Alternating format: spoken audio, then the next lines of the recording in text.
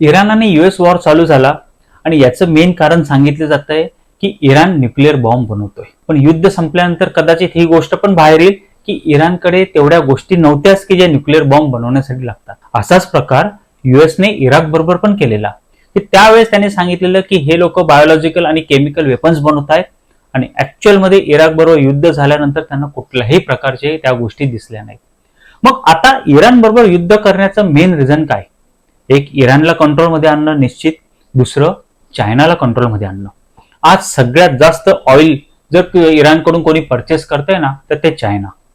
आणि हे China oil purchase करत असताना ते त्यांच्या लोकल करन्सी म्हणजे युएन मध्ये करताय आणि इराण त्या चायनाच्या पैशाने चायनाकडून बाकीचा माल विकत घेतोय.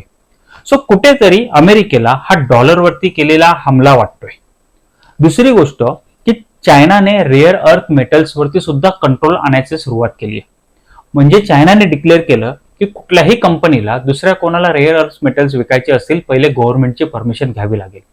याचाच अर्थ उद्या उठून जर जर्मनीला युएसची चिप बनवायची असेल आणि त्यासाठी जर रेअर अर्थ मेटल्स लागत असतील तर त्याची परमिशन चायना गव्हर्नमेंट कडून घ्यावी लागेल आणि चायना गव्हर्नमेंट कदाचित ती परमिशन देणार नाही. सो ह्या सगळ्या गोष्टींमुळे युएसने डिसाईड केलं की इराणला तर आपण कंट्रोलमध्ये ठेवूच, त्याचबरोबर चायना सुद्धा कंट्रोलमध्ये येईल.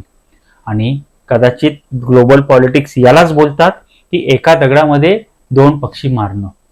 सो बाकी सगळ्या गोष्टी एका बाजूला, पण चायनाला कंट्रोलमध्ये आणणं हे आता युएस साठी सगळ्यात महत्वाचं टार्गेट बनलंय.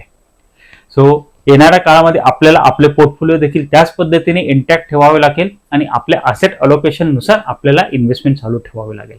थँक्यू.